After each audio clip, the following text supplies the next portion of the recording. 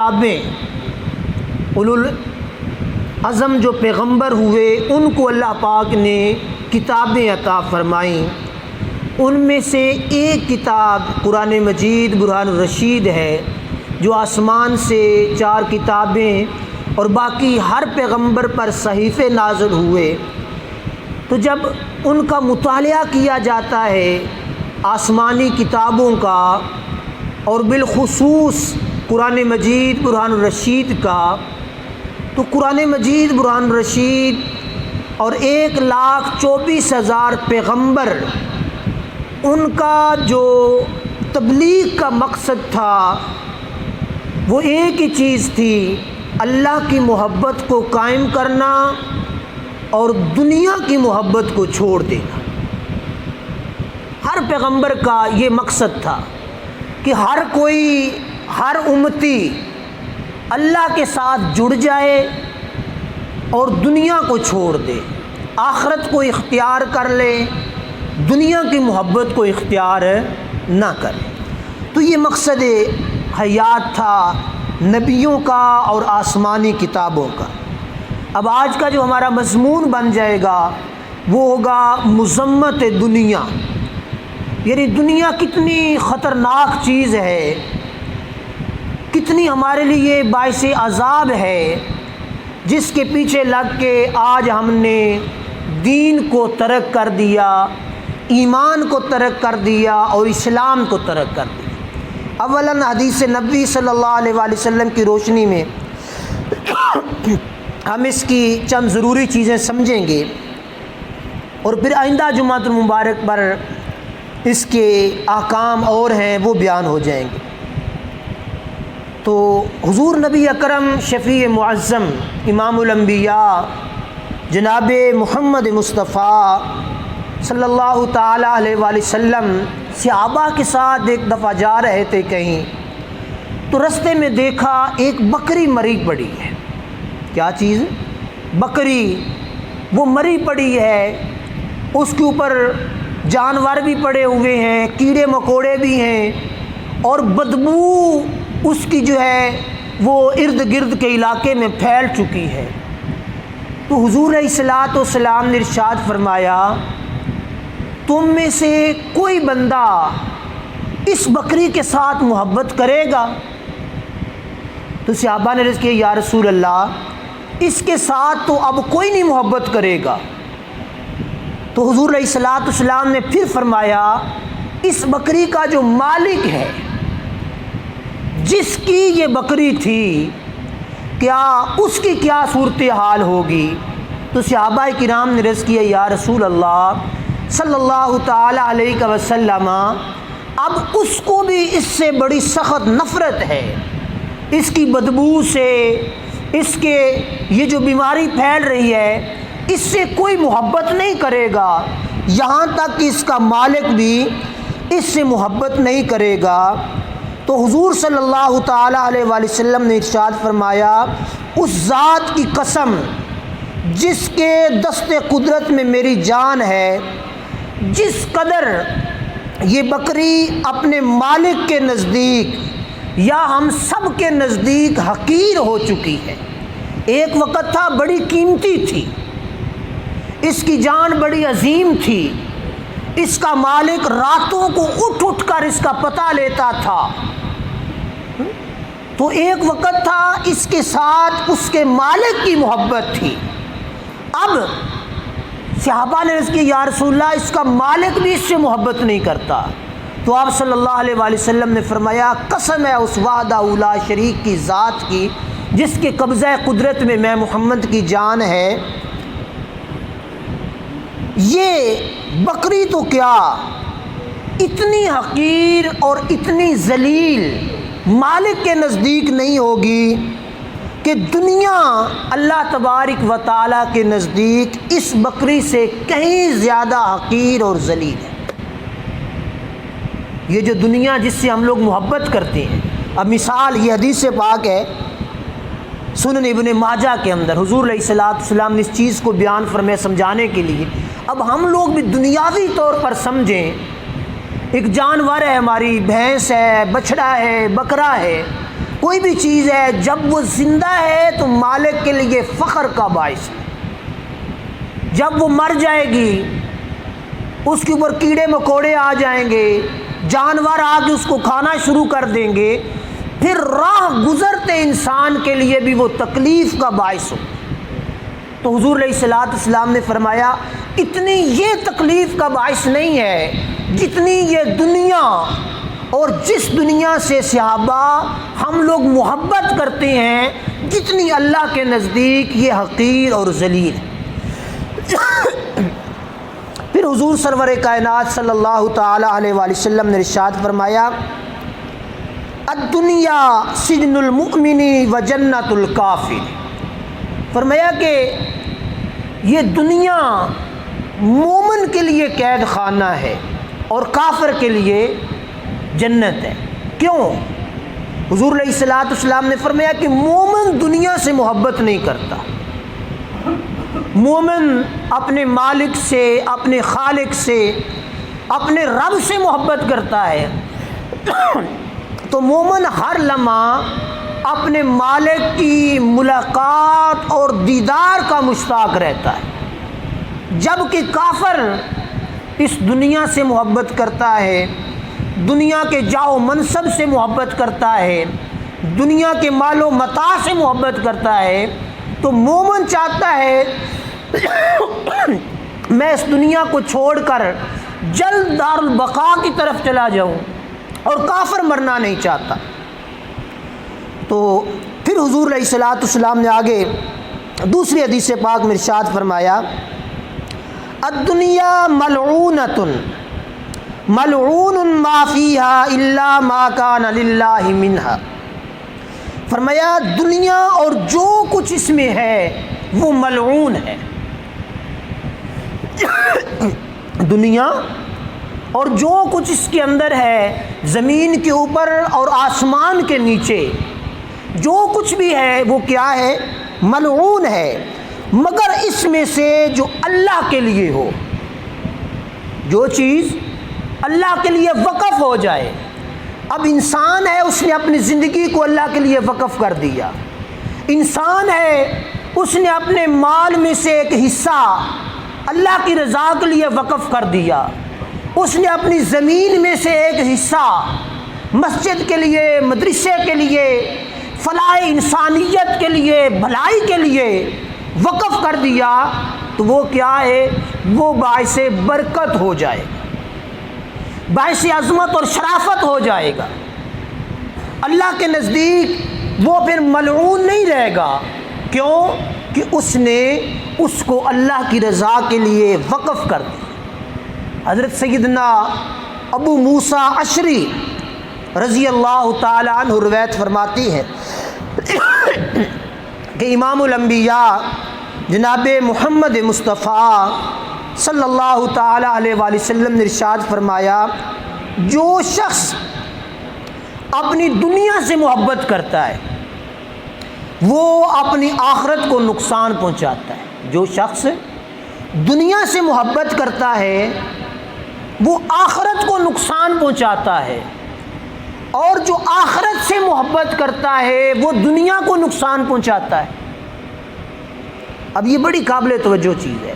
جو شخص دنیا سے محبت کرتا ہے، دنیا کے جاہ و منصب سے، دنیا کے مال سے، دنیا کی جائیداد سے محبت کرتا ہے، تو وہ آخرت کا نقصان کرتا ہے، یعنی قبر کا نقصان کر گیا، حشر کا نقصان کر گیا۔ اور جس بندے نے آخرت کے ساتھ محبت کی، یعنی دین کے ساتھ محبت کی، آخرت اور بقا کی طرف اس نے توجہ کی، تو اس نے کیا کیا؟ اس نے دنیا کو نقصان پہنچایا۔ تو حضور صلی اللہ تعالی علیہ وآلہ وسلم نے ارشاد فرمایا جو شخص اپنی آخرت سے محبت کرتا ہے وہ اپنی دنیا کو نقصان پہنچاتا ہے، پس فنا ہونے والی پر باقی رہنے والی کو ترجیح دو، یعنی فنا ہونے والی چیز اس کو چھوڑ دو، اور جو باقی رہنے والی ہمیشہ رہنے والی چیز ہے اس کو ترجیح دو۔ اب ظاہر ہے دونوں چیزیں جو دین کی طرف آئے گا وہ دنیا کا نقصان کرے گا، جو دنیا کی طرف چلا گیا اس نے آخرت کو چھوڑ دیا۔ جس طرح الا ماشاء اللہ آج ہم لوگوں نے دنیا کی محبت میں دین کو چھوڑ دیا۔ دین یا اسلام یا ایمان یا مسجد یا مدرسہ یا قرآن یہ آج ہمارے لیے کوئی اہمیت نہیں رکھتا۔ ہم مجبوراً کوئی بھی عمل ذوق اور شوق کے ساتھ ہم لوگ نہیں کرتے، ہم لوگ جو عمل کرتے ہیں وہ مجبوراً۔ اب اس کی مثال یہ دوں، اب کل ہم نے قربانیاں کی ہیں، اب ہم لوگوں نے اپنے دلوں کے اندر جھانک کر اپنے دلوں کو ٹٹولنا ہے، اپنے دلوں سے پوچھنا ہے کہ کیا جو تو نے قربانی کی ہے وہ دنیا کی محبت میں کی ہے یا رب کی رضا کے لیے کی ہے، یا اس کا مقصد یہ تھا کوئی بندہ یہ نہ کہے لے بھی محلے وچ ایڈا امیر بندہ ہے تے قربانی، سمجھ آئی؟ یا پھر اس کے مقاصد میں کوئی اور چیز تھی۔ اب یہ انسان کے اندر کا مفتی ہے جو اس کو صحیح معنوں میں سمجھا اور بتا سکتا ہے۔ اور پھر سیدنا ابو بکر صدیق رضی اللہ تعالیٰ عنہ، انہوں نے ایک دفعہ صحابہ سے فرمایا کہ پانی لاؤ۔ جب صحابہ پانی لے کے آئے تو ساتھ تھوڑا سا شہد بھی تھا، ماکھیوں جس کو ہم لوگ کہتے ہیں۔ تو سیدنا ابو بکر صدیق رضی اللہ تعالیٰ عنہ اس کو دیکھ کر پریشان ہو گئے، یہاں تک کہ رونا شروع کر دیا، کیونکہ اس کا ایک گھونٹ آپ نے پی لیا تھا، رونا شروع کر دیا۔ صحابہ بھی رونا شروع ہو گئے۔ تو جب تھوڑا سا وقفہ ہوا تو صحابہ نے عرض کیا آپ کیوں روئے ہیں، اور ہم لوگوں کو بھی رلا دیا۔ فرماتے ہیں ابو بکر صدیق رضی اللہ تعالیٰ عنہ، میں ایک دفعہ حضور صلی اللہ علیہ وآلہ وسلم کے ساتھ تھا، تو حضور علیہ الصلوۃ والسلام اپنے ہاتھ سے کسی چیز کو پیچھے دھکیل رہے تھے، مجھے کوئی چیز نظر نہیں آ رہی تھی۔ تو ابو بکر صدیق فرماتے ہیں میں نے عرض کیا یا رسول اللہ صلی اللہ تعالیٰ علیہ وسلم کیا چیز ہے جس کو آپ دھکیل رہے ہیں اور مجھے نظر نہیں آ رہی؟ تو آپ نے فرمایا دنیا میرے پاس آ گئی تھی۔ کیا چیز؟ دنیا میرے پاس بن سنور کے خوبصورتی اختیار کر کے میرے پاس آ گئی، بس میں نے اس دنیا کو دھکیل دیا ہے، میں نے اسے قبول نہیں کیا، میں نے اس کو اپنے سے دور فرما دیا ہے۔ تو ارشاد فرمایا یہ دنیا ہے جو مثالی صورت میں میرے سامنے آئی، میں نے اس سے کہا کہ مجھ سے دور ہو جا، میں نے اس سے کہا مجھ سے دور ہو جا۔ دوبارہ آ کر کہنے لگی آپ سے تو میں دور ہو گئی ہوں لیکن بعد میں آنے والوں سے میں دور نہیں ہوں، یعنی ہم لوگوں کی طرف اشارہ فرمایا کہ بعد میں آنے والے جو لوگ ہوں گے وہ مجھے آپ سے دور نہیں کر سکیں گے۔ تو سیدنا ابو بکر صدیق رضی اللہ تعالیٰ عنہ نے فرمایا کہ پھر صحابہ اندازہ کر لو کہ ہم لوگ دنیا کی محبت میں مبتلا ہوتے چلے جائیں، اور آج ہم لوگ اپنے گریبانوں کے اندر جھانکیں، اپنی ذات کا مطالعہ کریں تو ہم دنیا کی محبت میں گرفتار ہو رہے ہیں اور ہو چکے ہیں۔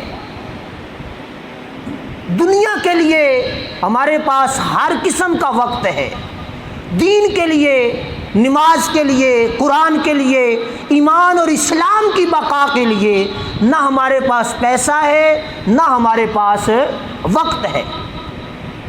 اب یہ کھیتی باڑی منجیدہ دور ہے نا، تو منجی کے دور کے اندر ہر کوئی مالک بھی اور مزدور بھی، گزشتہ بھی میں نے یہ مثال دی تھی، ہم لوگ اپنے بچوں کو بھی صبح نماز سے بلکہ اذان سے بھی پہلے اٹھ کر ہم لوگ اس مقام پہ جہاں وہ کھیتی باڑی کرنی ہے ہم نے پہنچ جاتے ہیں، لیکن نماز کے لیے سارا سال سردیوں کی ٹھنڈی راتوں میں سو کے کمر درد ہو جاتی ہے، لیکن نماز کے لیے ہمارے پاس ٹائم نہ ہم لوگوں سے اٹھا جاتا ہے دنیا کی خاطر۔ کسے بندے سویرے لاری تے چڑھنا ہے، سیالے وچ کئی بیلی ویکھی دے نے بجے ہوندے نے، لنگوٹے کیتے نے، کتے جانی اج میں منڈی جانا تے ویگنے تے چڑھنا 6:30 بجے، سمجھ آئی؟ نماز کے لیے ہمارے پاس اور آپ کے پاس وقت نہیں. تو یہ چیزیں ہیں جو ہمیں، دنیا کی محبت غالب ہے، دین کی محبت کو ہم لوگوں نے مغلوب کر دیا ہوا ہے، ایمان کو ہم نے پیچھے کر دیا. دنیا داری حاصل کرنے کے لیے ہم لوگوں نے تن من دھن کی بازیاں لگا دی، لیکن دین حاصل کرنے کے لیے، قرآن کی تعلیم حاصل کرنے کے لیے، اسلام سیکھنے کے لیے نہ ہمارے پاس وقت ہے نہ ہمارے پاس پیسہ ہے. اور پھر حضور سرور کائنات صلی اللہ تعالیٰ علیہ وآلہ وسلم نے بڑی خوبصورت بات فرمائی. فرماتی ہیں یا عجب کل العجب للمصدق بدار الخلود وهو يسعى لدار الغرور.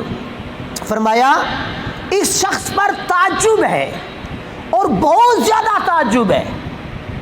دو چیزیں فرمائی، یا عجب کل العجب، تعجب ہے اس انسان پر، اور زیادہ تعجب ہے کس چیز پر؟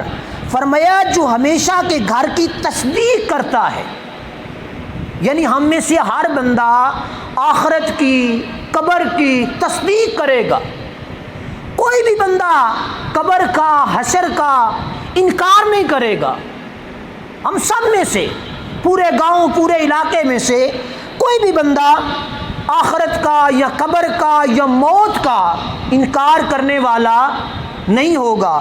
تو حضور علیہ الصلوۃ والسلام نے فرمایا تعجب ہے اس شخص پر جو ہمیشہ کے گھر کی تصدیق کرتا ہے، حالانکہ وہ دھوکے کے گھر یعنی دنیا کے لیے کوشش کرتا ہے. اب یہ چیز بڑی سوچنے کی ہے. فرمایا تعجب ہے ایسے انسان پر، تصدیق تو وہ کرتا ہے کہ میں مر بھی جاؤں گا، قبر بھی ہوگی، مجھے اٹھایا بھی جائے گا، سوال جواب بھی ہوں گے، آخرت بھی ہوگی، عذاب بھی ہوگا، ساری چیزوں کو تسلیم کرتا ہے، مانتا ہے کہ ایسا معاملہ میرے ساتھ ہوگا. لیکن سارا کچھ کرنے کے باوجود عارضی دنیا کے لیے کوشاں ہے، عارضی دنیا کے لیے تگ و دو ہے، عارضی دنیا کے لیے بھاگم بھاگ ہے. آخرت کے لیے نہ دوڑ ہے، نہ فکر ہے، نہ بھاگ ہے، نہ کوئی ایسی چیز ہے کہ ہم لوگ آخرت کی فکر کریں. فکر آخرت کو ختم کر دیا. ہم نے اپنی زندگیوں کو عذاب کی طرف مبتلا کر دیا. تو فکر ہوتا ہم لوگوں کو آخرت کا، مانتے جو ہیں، فکر ہوتا تو ہم لوگ نماز کے تارک نہ ہوتے. فکر ہوتا تو ہم دین کے لیے، ایمان اور اسلام کے لیے اپنا وقت جو ہے وہ وقف کر دیتے. لیکن ہم لوگوں نے اپنا وقت دین کے لیے نہیں نکالا، دنیا کے لیے ہم لوگوں نے نکالی. اور پھر حضور سرور کائنات صلی اللہ تعالیٰ علیہ وآلہ وسلم نے ارشاد فرمایا بے شک دنیا میٹھی اور سرسبز ہے. دنیا کیا ہے؟ دنیا میٹھی ہے اور سرسبز بھی ہے. اب صبح کے وقت نیند بڑی میٹھی ہوتی ہے. صبح کا جو وقت ہوتا ہے نا آج کل کی خاص راتوں میں، جب صبح 4 کا ٹائم ہو جاتا ہے، نیند بڑی میٹھی ہوتی ہے اور بڑی شادابی ہوتی ہے اس کے اندر. تو حضور علیہ الصلوۃ والسلام نے فرمایا دنیا میٹھی اور سرسبز ہے اور اللہ تبارک و تعالیٰ نے تمہیں اس میں باقی رکھا ہے تاکہ وہ دیکھے تم کیسے عمل کرتے ہو. اب یہ چیز حضور علیہ الصلوۃ والسلام نے فرمائی. دنیا سرسبز و شاداب ہے، اللہ نے تمہیں اس میں رکھا، یعنی ہم سب کو دنیا میں اگر رکھا ہوا ہے رب تبارک و تعالیٰ نے تو آزمائش اور امتحان کے لیے رکھا ہوا ہے. اور ایک مقام پر رب نے فرمایا کہ زندگی اور موت کو پیدا کیا اس لیے تاکہ تمہیں دیکھوں کہ تم میں سے کون ہے جو اچھے عمل کرتا ہے اور کون ہے جو برے عمل کرتا ہے. تو دنیا میں رکھا تاکہ تمہیں دیکھوں کہ کون دنیا کی محبت کو اپنے اوپر غالب کرتا ہے اور کون آخرت اور رب کی محبت کو اپنی ذات پر غالب کر کے رب کو راضی کرتا ہے. اور پھر فرمایا حضور علیہ الصلوۃ والسلام نے جب بنی اسرائیل کے پاس دنیا خوب اور آستہ ہو کر آئی اور پھیلا دی گئی تو وہ زیورات، عورتوں اور خوشبو اور کپڑوں میں مست ہو گئے. وہ دنیا کی محبت میں دنیا جب ان کے سامنے پھیلا دی گئی تو انہوں نے زیورات کو دیکھا تو مست ہو گئے، انہوں نے عورتوں کو دیکھا تو مست ہو گئے، خوشبو کو دیکھا تو مست ہو گئے، کپڑوں کو دیکھا تو مست ہو گئے۔ آج ہم میں سے ہر بندے کی یہ کوشش ہوتی ہے بھئی میرے کول بھی زیور چنگا ہوئے، کپڑے میرے بھی اچھے ہوں، خوشبو میں نے جو لگائی ہو جہان میں کسی نے نہ لگائی ہو۔ یہ خواہشات ہیں ہماری کہ نہیں ہے؟ ہر بندے کی یہ خواہش اور آرزو اور تمنا ہے۔ تو حضور علیہ الصلوۃ والسلام نے فرمایا بنی اسرائیل دنیا پر فریفتہ ہو گئے، دنیا کو اختیار کر لیا اور دنیا میں مست ہو گئے۔ اور سیدنا عیسیٰ علیہ نبینا علیہ الصلوۃ والسلام نے ارشاد فرمایا دنیا کو بادشاہ نہ بناؤ، دنیا کو اپنا خالق نہ بناؤ، ورنہ یہ تمہیں اپنا غلام بنا لے گی۔ اب ہم مثال یہ سمجھیں، جس کے پاس تھوڑی جائیداد ہے وہ تھوڑا پریشان ہے، جس کے پاس زیادہ ہے وہ زیادہ پریشان ہے۔ جوں جوں بڑھتی چلی جاتی ہے جائیداد اور مال بڑھتا چلا جاتا ہے، وہ پھر اس دنیا کی ہوس میں، دنیا کے لالچ میں، دنیا کی غلامی میں بڑھتا چلا جاتا ہے۔ پھر ایک وقت وہ آ جاتا ہے وہ پھر مکمل طور پر دنیا کا حفظ اور پجاری بن چکا ہوتا ہے، دنیا کی غلامی اختیار کر چکا ہوتا ہے۔ اس کے پاس پھر رب کے لیے، دین کے لیے، نماز کے لیے، اقام اللہ کے لیے وقت نہیں ہوتا۔ تو حضور علیہ السلام حضرت عیسیٰ علیہ السلام نے فرمایا یہ تمہیں اپنا غلام بنا لے گی، اپنا مال اس کے پاس جمع کراؤ جو ضائع نہیں کرتا، کیونکہ جس کے پاس دنیا کا خزانہ ہوگا اسے آفت کا ڈر ہوگا، اور اللہ عز و جل کے پاس مال جمع کرانے والے کو آفت کا خوف نہیں ہوگا۔ یعنی وہ خالق ہے، مالک ہے، اس کے پاس اپنا مال جمع کراؤ۔ اور صحابہ نے جب اس کی تشریح فرمائی تو فرمایا کہ اپنے مال میں سے زکوٰۃ، صدقات اور خیرات دیا کرو، یہ مال تمہارا تمہارے خالق کے یہاں جمع ہو جائے گا، اس کا کل قیامت کے دن رب وحدہ لا شریک بدلہ نہیں دے گا بلکہ بہتر نعم البدل عطا فرمائے۔ تھوڑی زکوٰۃ دو گے، تھوڑا صدقہ کرو گے، تھوڑی خیرات کرو گے، رب وحدہ لا شریک اجر زیادہ عطا فرمائے، 7 گنا یہاں تک کہ 70 گنا رب وحدہ لا شریک عطا فرمائے گا۔ اور پھر حضور علیہ الصلوۃ والسلام نے ارشاد فرمایا مومن 2 خوفوں کے درمیان ہوتا ہے، یعنی 2 حقیقتیں ہوتی ہیں مومن کی زندگی کے سامنے۔ ایک مدت جو گزر گئی، جو ایک وقت گزر گیا، اور ایک وقت دوسری مدت جو آنے والی، جو مستقبل ہے۔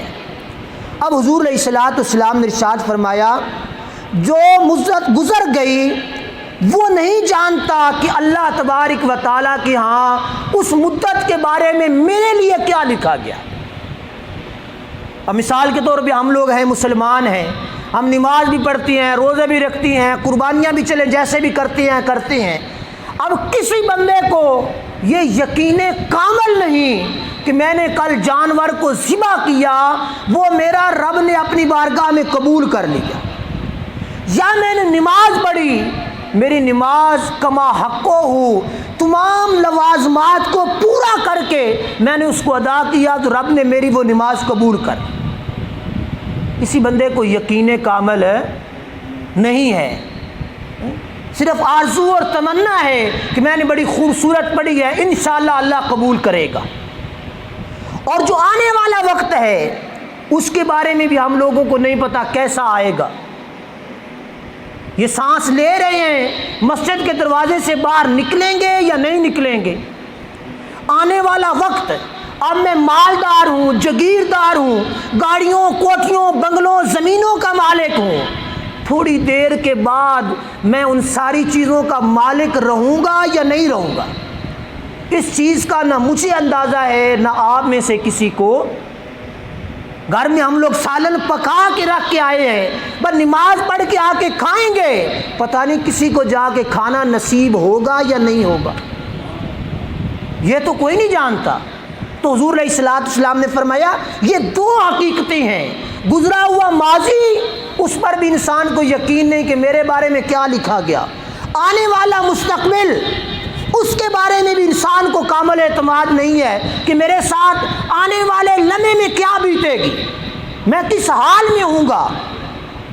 تو حضور صلی اللہ تعالی علیہ وآلہ وسلم نے ارشاد فرمایا پس اے انسان اپنی ذات کو اپنی ذات کے لیے، اپنی دنیا سے اپنی آخرت کے لیے، اور اپنی زندگی سے اپنی موت کے لیے، اپنی جوانی سے بڑھاپے کے لیے زاد راہ تیار کر، یعنی اپنی دنیا سے اپنی آخرت کے لیے کچھ تیار کر۔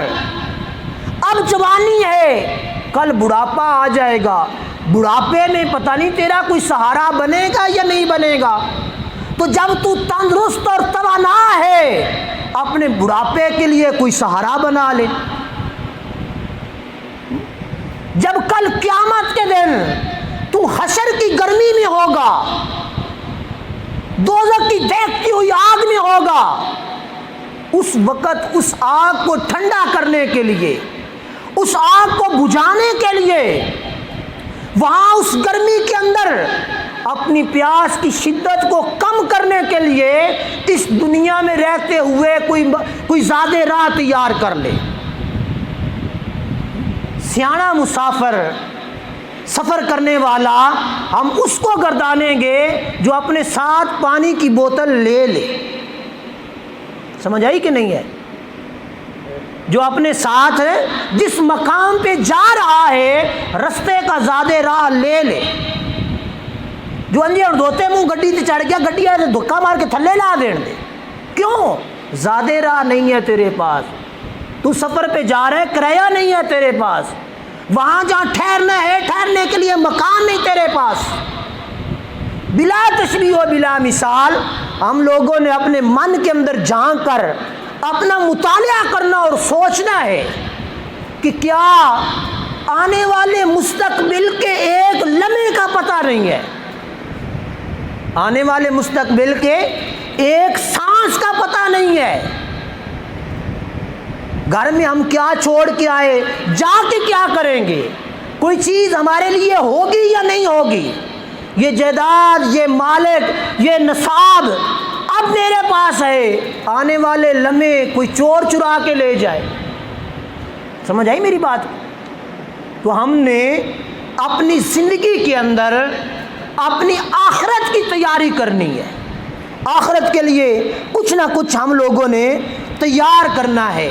تو جب ہم لوگ تیاری کریں گے آخرت کی، اور دنیا کے ساتھ جو ہماری محبت ہے اس محبت کو ختم کر کے خالق کے ساتھ اپنا ناطہ اور تعلق جوڑ لیں گے، تو پھر ہماری زندگی انشاءاللہ اس امید میں ہم لوگ جئیں کہ اللہ غفور الرحیم ہے، وہ ہماری رہنمائی فرمائے۔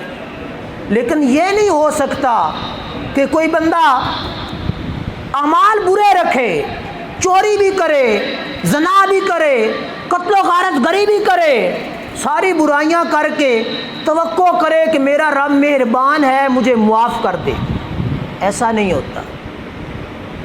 ہمیشہ کوئی بھی عمل کرنے سے پہلے اس کی نیت کی جاتی ہے، پھر اس عمل کو، اس مقام کو، اس مکان کو پروان چڑھایا جاتا ہے۔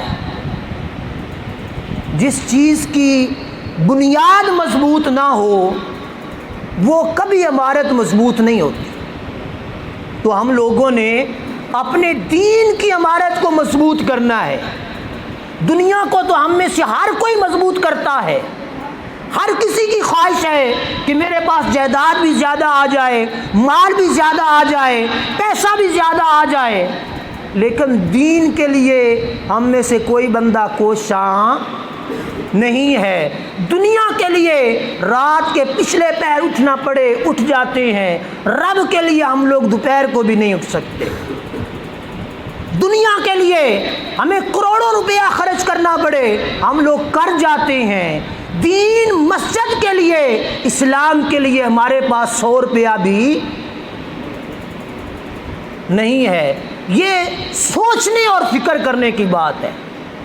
اور میں اور آپ سوچیں اپنے گریبان کے اندر کہ اتنی زندگی ہماری گزر گئی، 40 سال، 50 سال، 60 سال، کیا میں نے کوئی خاص وقت علیحدہ کر کے دین کو دیا ہے؟